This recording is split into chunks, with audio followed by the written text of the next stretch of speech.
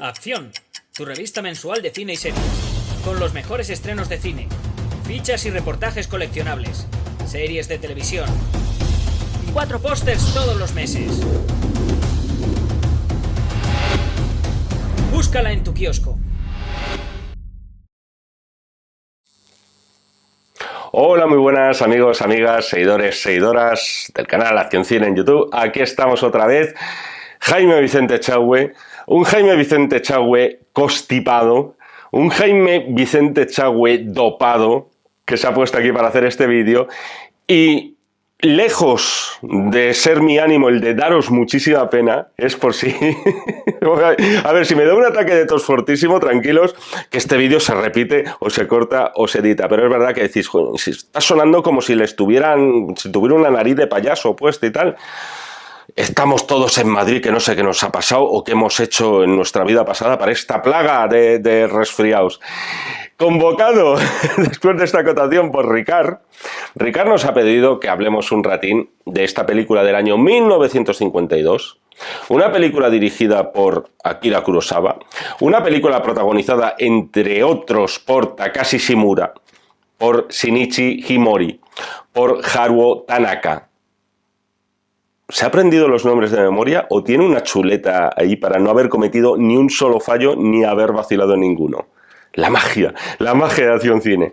Vivir es el título de la película que nos ha pedido Ricard. Ricard, un millón de gracias por tu petición.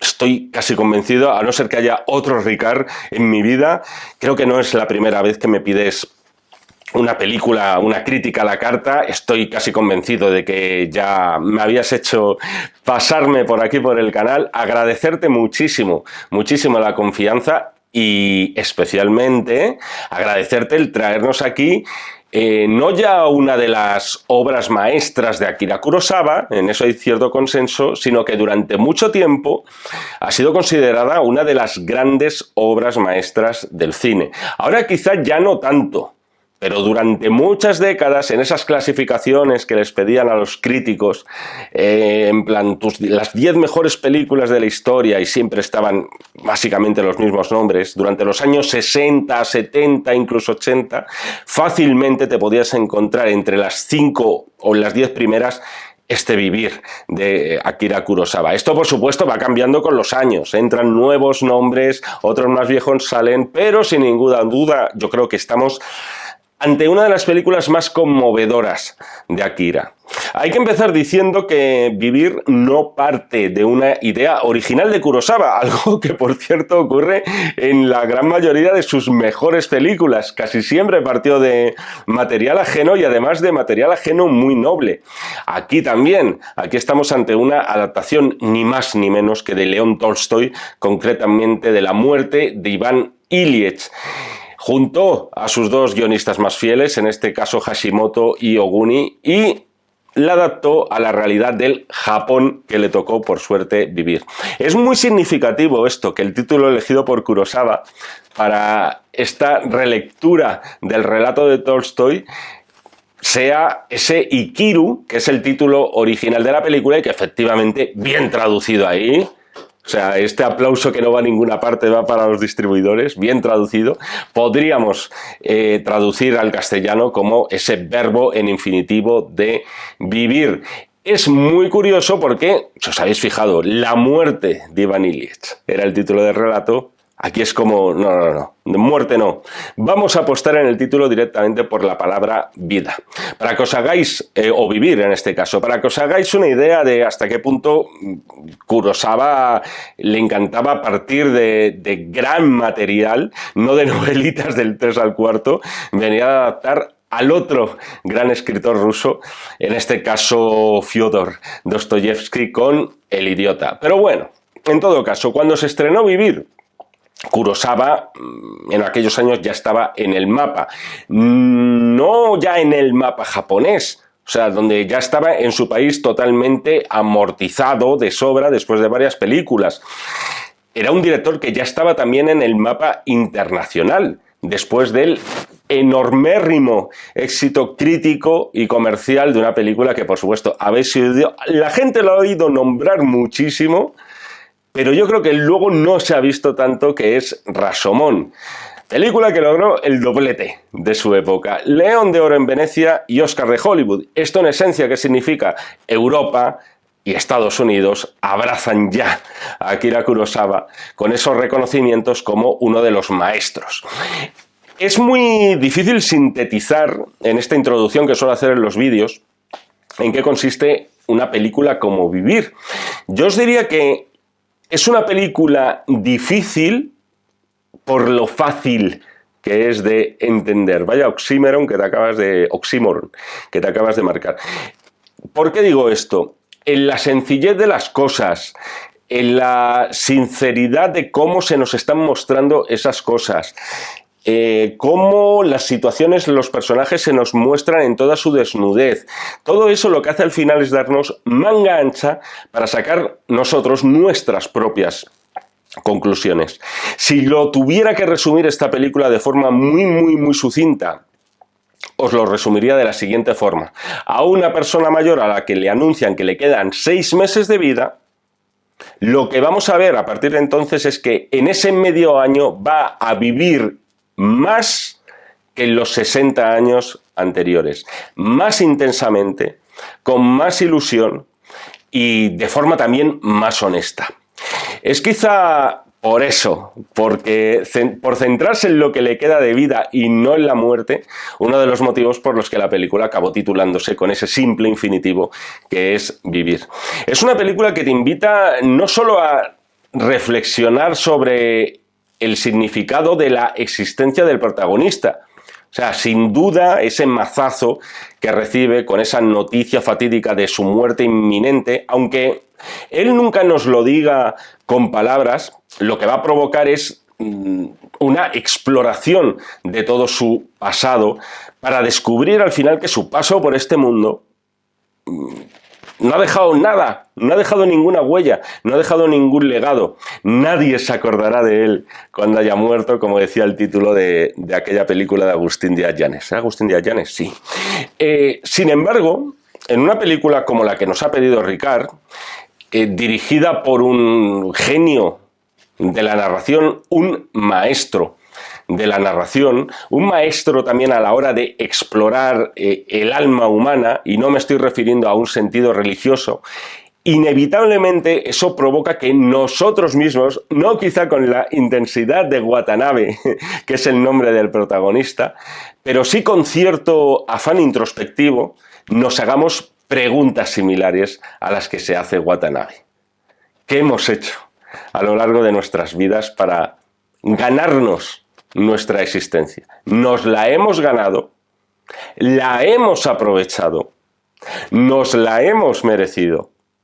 Me encanta, o sea, cuando lanzo estas preguntas, esas pausitas, para los que estéis interesados en retórica. Oye, también tú te puedes plantear estas preguntas y decir, ¿por qué me tengo yo que ganar una existencia que no he pedido? Por ejemplo, yo qué sé, o sea, no es por abrir melones, pero bueno, vamos a poner que casi todos los que estéis viendo este vídeo valoráis el hecho de haber vivido. Y espero de verdad que sea así. A ver, intensito que te estás poniendo Echagüe, pero si no lo haces de verdad, o sea, si no lo haces con una película como Vivir de Kurosawa, yo creo que no lo haces con ninguna otra. Por cosas, vamos a ir al grano, por cosas como las que os he dicho ya, por algunos planos en concreto, y esto no es una frase hecha, que son historia del cine, y sobre todo, lo que con la sensación de que el tiempo invertido en esta película por el mero hecho de darte el lujo de disfrutar de una narración de Akira Kurosawa, una película larga, es verdad, es una película larga, que no densa, pero sí larga, voy a dar la calificación muy poco original, muy acomodaticia, de 5 estrellas sobre 5 para Vivir. Esto quiere decir obra maestra. Así muy brevemente, para los que no conocéis la película, aunque más o menos ya os he dicho de qué va, pero bueno, tenemos de protagonista a ese veterano de nombre Watanabe. ¿Este hombre qué es? Es un funcionario del Departamento de Obras Públicas de Tokio, viudo y con un hijo. Tras una visita al médico, descubre que le queda menos de un año de vida debido a un cáncer estomacal. No encuentra ningún tipo de consuelo, ni siquiera en su hijo, menos en nadie con el cual tiene una relación, además, en el mejor de los casos, distante, y al cual intuimos además como un poco gilipollitas. O sea, un tío además bastante egoísta. Durante estos últimos meses se le van a aparecer a Watanabe, vamos a decir que una serie de vías de escape, de todo tipo, placenteras, por supuesto, posibles evasiones. Sin embargo, ninguna de ellas logra, vamos a decir, que calmar a ese espíritu atormentado en un momento así, como estaríamos todos. Watanabe no encuentra ningún placer entregándose al hedonismo, por así decirlo, en estos momentos tan críticos. Al contrario, eso lo que le provoca es un mayor vacío. Y por eso, en lugar de tomar ese papel pasivo, va a tomar un papel activo. Se va a comprometer con una causa, con una lucha con la que quizá pueda decirse a sí mismo: me he ganado el derecho a haber vivido esta vida. Más corta, más breve, con sus triunfos, sus fracasos, pero he hecho algo, he hecho algo por la gente. No me he limitado a ser un funcionario gris con traje y bigote y sin nada que le recuerde. Porque, como nos dicen en esa voz en off al principio, donde se nos muestra además una radiografía de un cáncer de estómago, es una apertura cuando menos impactante, estamos ante alguien que en realidad nunca ha vivido y que en realidad, por tanto, es un cadáver en vida. Vamos con cositas interesantes y que me apetece mucho destacar de la película. Os acabo de mencionar esa figura del funcionario gris con bigote y traje. Buena parte de la peli, buena parte del alma de la película está en ese rostro desencajado y en los ojos vidriosos de Takashi Shimura, que es quien encarna a Watanabe. Un dato curioso, no sé qué edad tendréis, yo sé cuál tengo yo, pero ese actor que estamos viendo en la película tenía 47 años cuando hizo ese papel. Y sin embargo, ¿qué estás diciendo? ¿Que quizá te parecía más viejo, Echagüe? Pues sí, me parecía mayor, joder, yo lo he visto así. Sin embargo, este actor, que por cierto está presente luego en varias de las obras maestras de Kurosawa, hace suya esa angustia existencial de un hombre al que le queda muy poco tiempo después de haber desperdiciado buena parte de su vida. La película es de Kurosawa, es cierto, pero es que al final es una de esas películas en las que la presencia de un actor y como todo orbita en torno a él, al final acaba siendo también un poquito o un muchito una película de Takashi Shimura. Y uno de los planos inolvidables, quizá el más inolvidable de todos, que tiene a la película, por supuesto también le tiene a él como protagonista, pero como eso es en el final, vamos a hablar de ello posteriormente. Otro punto importante: funcionario gris, bigote, traje, tal, la burocracia. Junto a toda esa introspección existencial que tiene la película, hay que añadirle una capita más. Y en este caso no es ni emotiva ni emocional, sino ferozmente crítica. Kurosawa y sus guionistas ponen en su punto de mira dicho finamente, la ineficiencia, tocarse los huevos en realidad, de la burocracia estatal a la hora, por lo menos, de mejorar la vida de los ciudadanos que están pagando esa burocracia vía impuestos. No os voy a decir que la película en ese sentido alcance cotas kafkianas, pero joder, un poquito. O sea, por momentos casi. Es decir, no puedes decir que haya sátira, ni tampoco exageración, y al final percibes como desgraciadamente muy reales esas situaciones que nos están describiendo en la película. Esto Kurosawa además nos lo muestra desde el mismo principio, con esas oficinas donde trabaja Watanabe, Kurosawa siempre, si os fijáis, nos muestra a todos estos funcionarios rodeados de montañas obscenas de papeles, de todo, de expedientes, de cosas que te da la sensación de que van a acabar en un cubo de la basura. Y de hecho, aquí hacen acto de presencia unos personajes que van a ser claves a la hora de que Watanabe quiera redimirse de todos sus pecados, que los pecados os recuerdo que pueden ser por obra, pero también por omisión. Ese grupo de madres que están todo el rato reclamando un parque infantil para sus hijos en una zona, entendemos, muy degradada de la ciudad, y que una y otra vez son enviadas por parte de estos funcionarios, pues, ¿dónde? Al empedrado. Vuelva usted mañana, que decía Mariano José de Larra. Ahí toca hablar también, y aquí lo vamos a ver en toda esta parte más de prólogo que tiene la película, de algunas de las técnicas de Kurosawa. Por ejemplo, aquí utiliza el barrido para, con un poco de sorna, eso es verdad, él tiene también su parte que está diciendo aquí Kurosawa, quiere, con sacarte la media sonrisita, introducirnos dentro de ese laberinto burocrático. Me refiero cuando tenemos ese conjunto de planos de funcionarios mandando respectivamente a esas madres siempre a otra oficina diferente para que atiendan su reclamación. En este caso, cada testimonio de cada funcionario es desde la óptica de las madres y siempre separado por una barra, creada obviamente en postproducción, que parece borrar cada testimonio para dar paso inmediatamente a otro. Esto ni muchísimo menos es una invención de Kurosawa, esto lo teníamos desde el cine mudo, pero es verdad que él lo recuperó y lo acabó convirtiendo casi en una firma. Esto es homologable, por ejemplo, a las famosas cortinillas de transición entre distintas, no escenas, sino secuencias, las mismas cortinillas que George Lucas diría, venga, para mí, para Star Wars, pues esas. Quizá el grueso de la película, lo realmente mollar y lo que ocupa más metraje, son las diferentes etapas por las que pasa Watanabe desde que descubre que está sentenciado. No es difícil emparentar, por cierto, esta película con otra de las obras maestras de la historia del cine, también de aquellos años, película que también aparecía por aquel entonces, ya la gente no sabrá ni cuál es, pero estaba en esos primeros rankings en los años 60, 70, 80, aunque hay que decir que es posterior a Vivir, y me estoy refiriendo a aquellas Fresas salvajes de Ingmar Bergman, en su caso de 1957. En aquel caso, ¿qué teníamos? Teníamos a un profesor de universidad.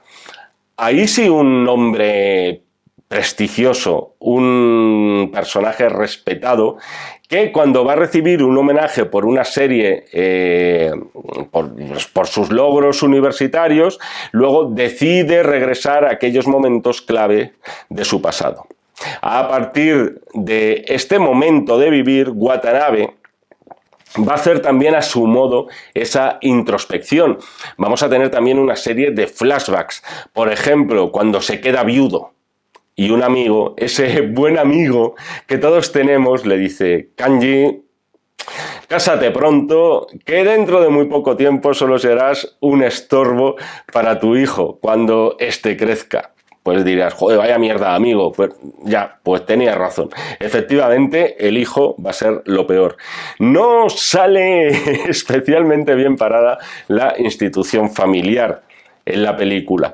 Vemos, no sé si sería una situación, posiblemente era un reflejo de lo que estaba sucediendo en Japón en aquellos años, pero vemos claramente una decadencia de las relaciones familiares que, por ejemplo, no vemos en aquellos años en otras cinematografías europeas, y tampoco lo vemos en los años 50 en la cinematografía norteamericana, aunque ya había cosas tipo Rebelde sin causa, donde mostraban esa desconexión, esa brecha, vamos a decir, de sensibilidades muy diferentes entre padres e hijos, no hasta este punto de ruindad.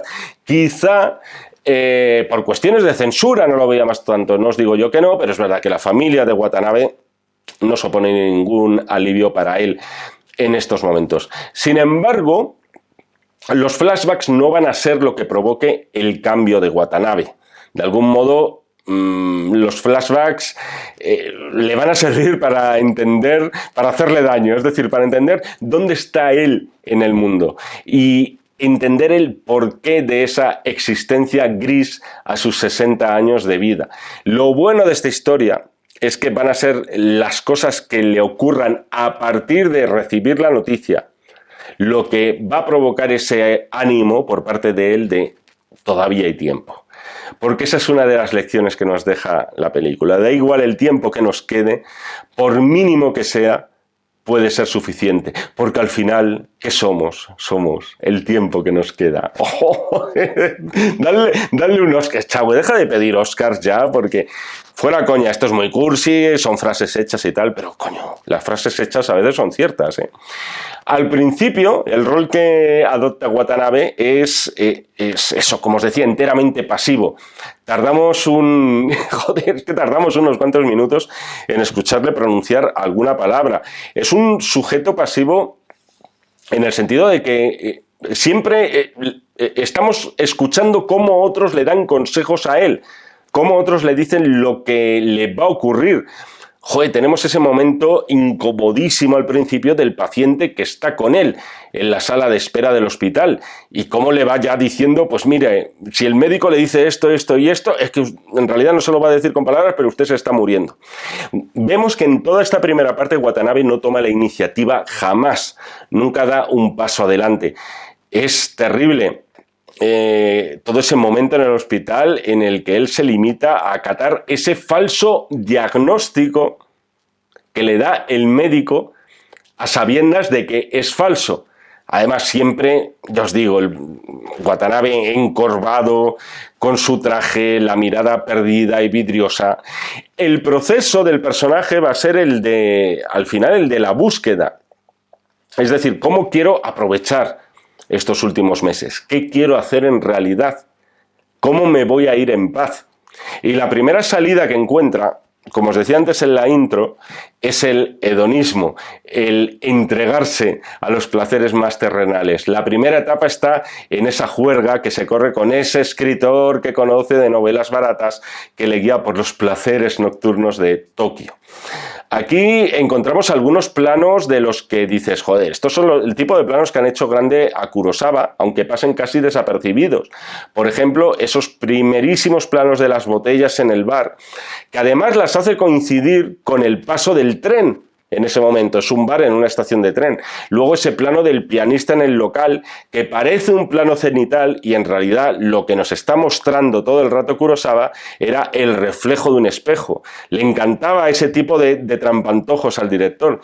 Cuando os preguntéis el por qué en plan Kurosawa sí, por qué un John Ford sí y por qué otros directores, y no voy a decir nombres de aquellos mismos años, no, es por este tipo de recursos en una película y que un artesano, joder, adoro el cine realizado por artesanos, de verdad, pero es cierto que en directores X, que no voy a nombrar, no resuelve de esta manera. Al final acaban tirando por lo funcional, que por otro lado posiblemente sea lo más correcto, lo más efectivo. Por planos como estos que de repente te hacen volar la cabeza en medio de una película, aunque digas ni siquiera eran necesarios, pero una vez vistos dices, necesitaba esa secuencia, ese momento tan expresivo, ese plano tan original. Aquí estaríamos en lo que sería, vamos a llamarle la etapa golfa de Watanabe. Sin embargo, este escritor que os decía antes, sería como, bueno, es que se lo dice, le dice directamente, esta noche serás un Mefistófeles, haciendo un guiño a la obra de Fausto. ¿Y qué ocurre? Pues que no vende su alma al diablo Watanabe, fracasa. El hedonismo, los placeres efímeros y más terrenales no son el camino. Hay un momento en el bar en el cual escuchamos a Watanabe, en el momento después de lo del plano del piano y tal, entonar una canción que podríamos traducir en castellano como la canción de la góndola. Esto lo he buscado. Es una canción del año 1915 y por lo tanto, por esa edad podríamos deducir que es una canción, además por el tono lo es, una canción de la niñez de Watanabe. Y es muy interesante prestar atención a la letra de esa canción, la letra en castellano, para los afortunados que sepáis japonés, porque se trata de los consejos. Es la historia de una serie de consejos que una persona mayor le da a los jóvenes, alertándoles de la fugacidad de esa juventud y sobre todo de cómo aprovechar las oportunidades que esa juventud te otorga y que sin embargo nunca vas a ser consciente. Como veis, esa canción encierra buena parte del espíritu de la película. Toda esta aventurilla nocturna de Watanabe además acaba de forma muy abrupta y muy violenta cuando él se sale de ese coche en el que está con el escritor y dos mujeres a las que acaban de conocer y, joder, esa mirada que se echan ambos en plan avergonzados, en plan... todo esto, joder, ¿para qué? O sea, para despertarte al día siguiente, ¿qué vas a hacer? ¿Repetirlo ad infinitum? Inmediatamente después el personaje va a iniciar otra etapa más en busca de su redención. Yo creo que no sabe lo que busca, de algún modo también se va encontrando las cosas, pero por lo menos él cambia en su forma de afrontar estas nuevas situaciones. Trata ya de no ser pasivo, sino de hacer algo, de aportar algo. Podríamos definirla esta etapa como la etapa romántica. De hecho, la música, compuesta en este caso por Fumio Hayasaka, compositor habitual de Kurosawa, es diferente, es una música mucho más optimista, es más luminosa, los cielos ya se empiezan a abrir un poquito más. Esta nueva etapa está dominada por la relación de Watanabe con esa joven empleada de su oficina llamada Toyo, ex empleada porque ha dejado su trabajo. Dice que cada día en esa oficina era el mismo que el anterior y que nunca ocurre nada nuevo. O sea, una descripción que podría servir perfectamente para resumir la existencia de Watanabe durante sus últimos 30 años. He definido esta etapa como romántica y quizá no debería ser así. Es inevitable que pensemos que hay una atracción por parte de Watanabe hacia esta chica. Y me da la sensación de que Kurosawa también tenía eso en mente y estaba sobre todo muy pendiente de dotarle de ambigüedad a toda esta situación. Por ejemplo, hay un plano de estos con toda la intencionalidad, de los llamados subjetivos, es decir, desde los ojos de Watanabe hacia las piernas de esta chica. ¿Y qué vemos? Las medias que están agujereadas. Claro, nosotros en ese momento podemos pensar, ¡ay, mira, el viejo verde y tal!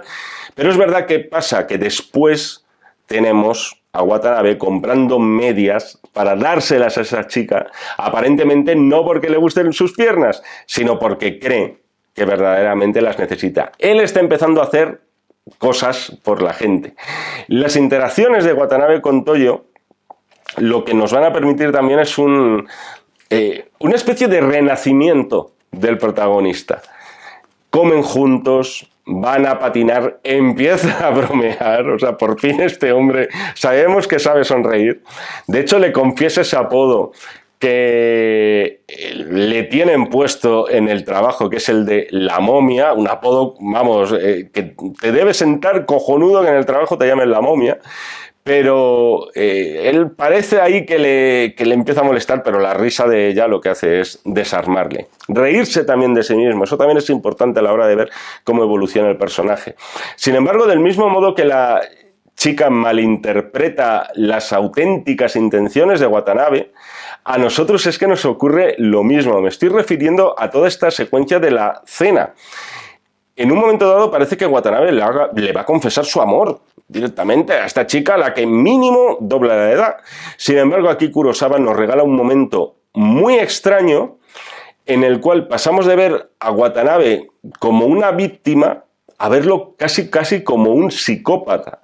Me refiero a ese momento tan agresivo en el que él dice que no entiende por qué, es que no entiendo por qué no puedo dejar de seguirla a usted, tal, no sé qué, por qué necesito estarla viendo todo el rato.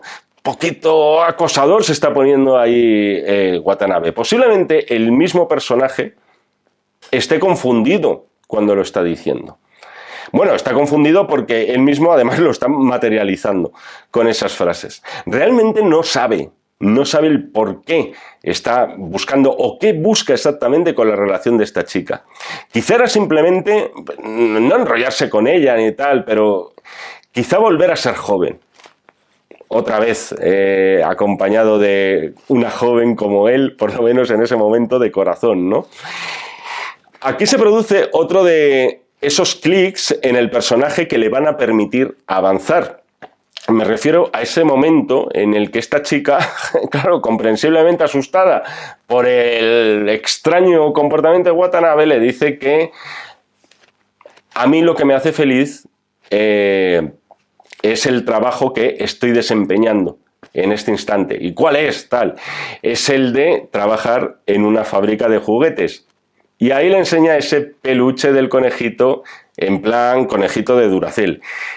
Y por el empeño que pone ahí Kurosawa, de forma quizá demasiado enfática, pero bueno, es lo que hay, parece que el cerebro del protagonista, con el conejito de Duracell, hace como clic, hace otra revelación, otra epifanía, no por el conejito en sí, sino el trabajo.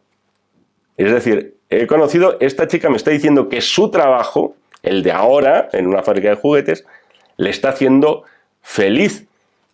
¿Y si puedo ser yo feliz a través de mi trabajo de gris y frío y esquivo y encorvado burócrata profesional?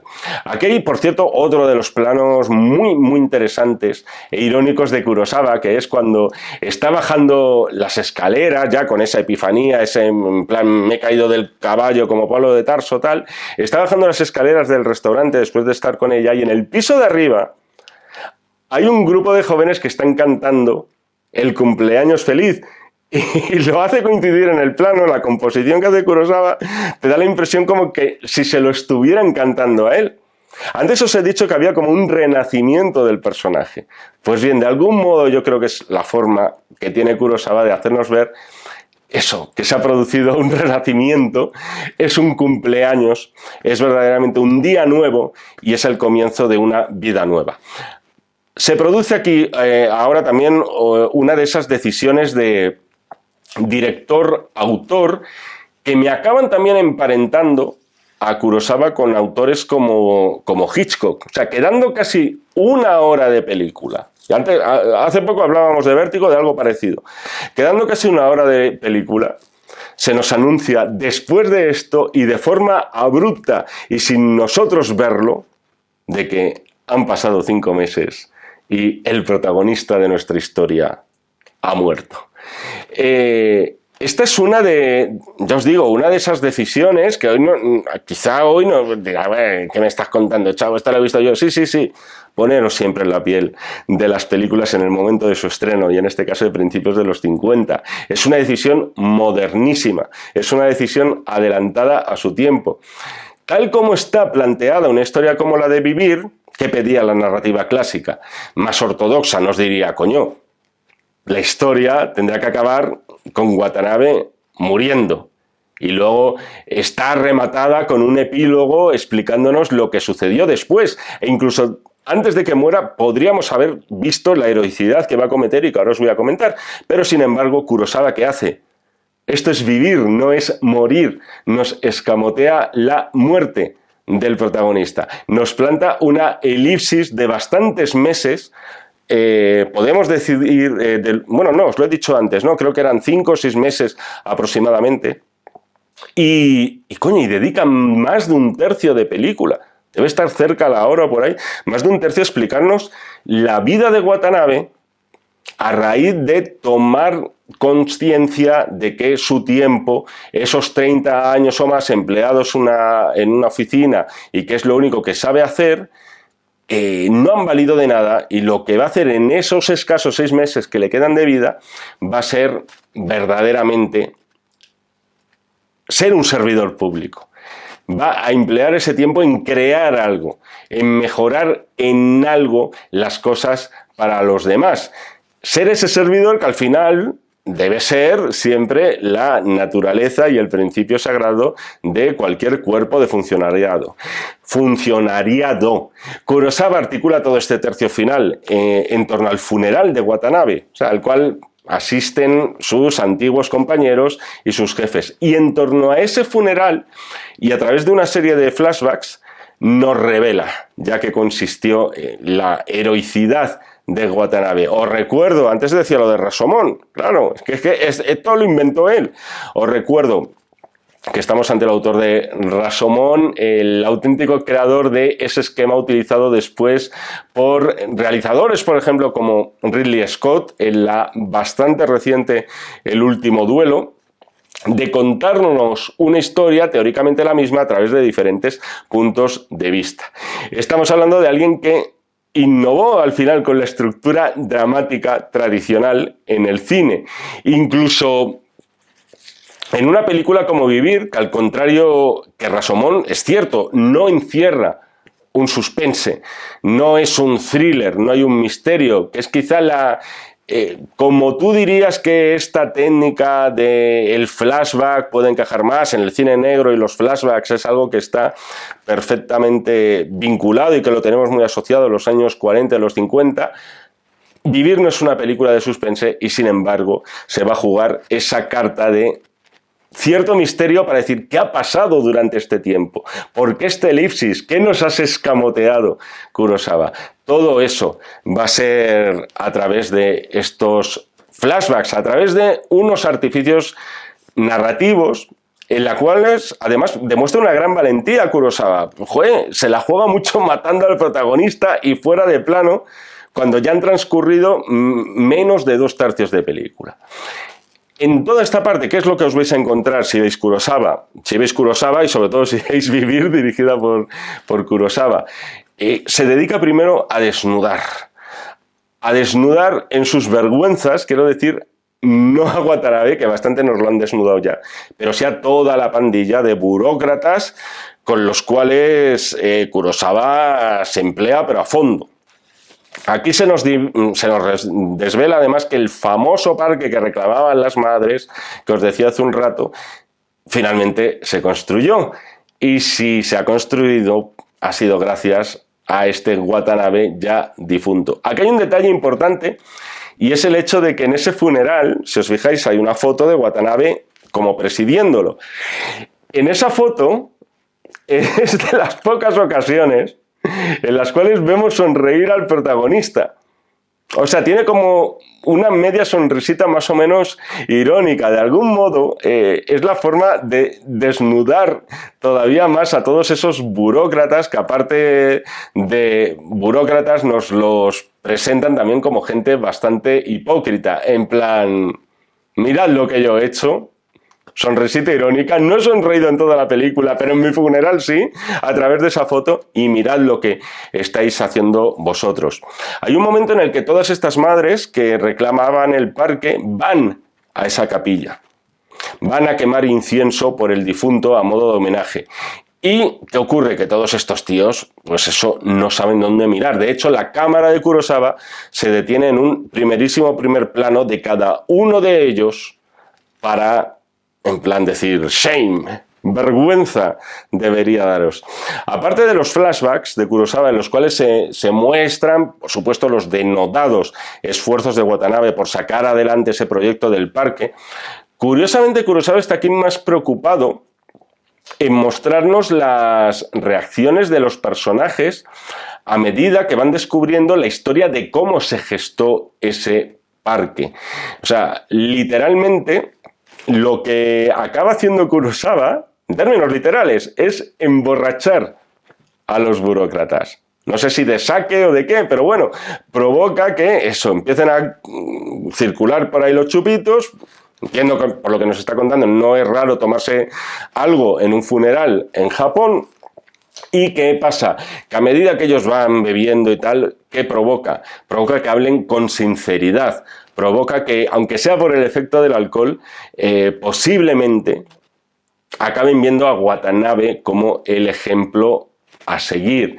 Lo que hace Kurosawa aquí es desaflojar los prietos nudos de las corbatas de estos burócratas. Uno de ellos dice que a Watanabe le mantenía con vida su trabajo. Y aunque no lo diga con la intención que nosotros creemos, eso es precisamente lo que el personaje va a aplicar, el de Watanabe. Va a obtener la plenitud de vivir ayudando a los demás, haciendo lo que mejor sabe y posiblemente lo único que sabía hacer, que era trabajar.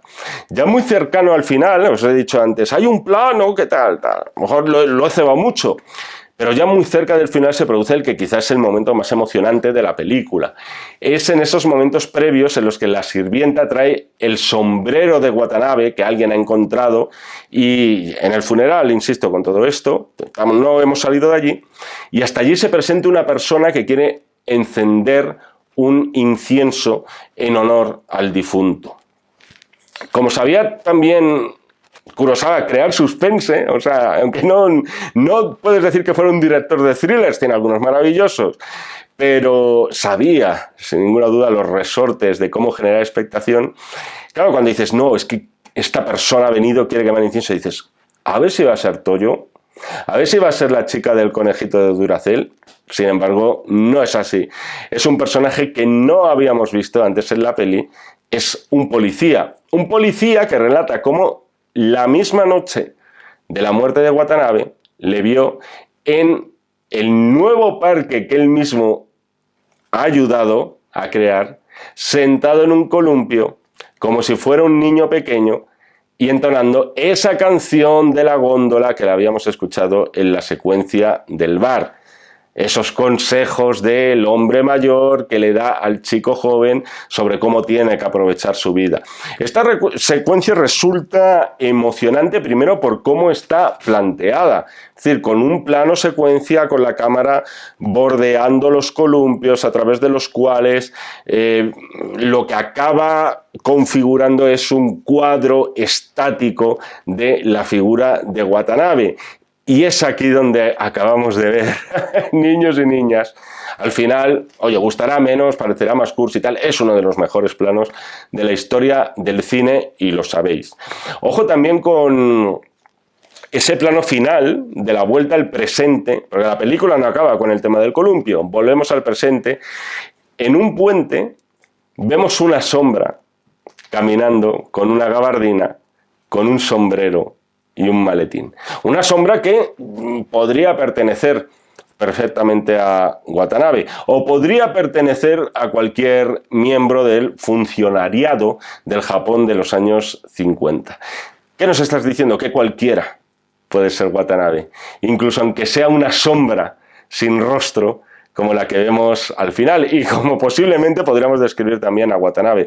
Todos podemos, del mismo modo que ser ese tío gris, todos podemos también desde nuestra posición, desde lo que esté en nuestra mano, contribuir a cambiar las cosas. Y a cambiar las cosas para mejor siempre. Y hasta aquí la crítica a la carta de Vivir. Ricard, muchísimas gracias por tu petición. Me ha encantado, de verdad, meterme a fondo con esta película. Creo que además es una película que, insisto, difícil en el sentido de que es muy fácil ver un montón de mensajes y al final cada uno los interpreta como buenamente puede. Pero verdaderamente bonita esta petición, Ricard, te lo agradezco un montón. Para el resto, si queréis más críticas a la carta de otra película de Kurosawa, por ejemplo, de Rashomon, oye, ¿por qué no? Ya sabéis lo que tenéis que hacer, simplemente ir a las instrucciones que hay debajo de esta pantalla y de este cabezón, a través de WhatsApp, a través de Telegram. Quiero que Jaime Echagüe me haga una crítica a la carta de la película que os dé la real gana. Nos seguimos viendo en el canal de Acción Cine si así me lo requerís. Y por supuesto nos seguimos leyendo en este, que es ya el de enero, y en todos los que están por venir de los números de la revista Acción. Muchísimas gracias y hasta otra. Acción, tu revista mensual de cine y series. Con los mejores estrenos de cine, fichas y reportajes coleccionables, series de televisión y 4 pósters todos los meses. Búscala en tu kiosco.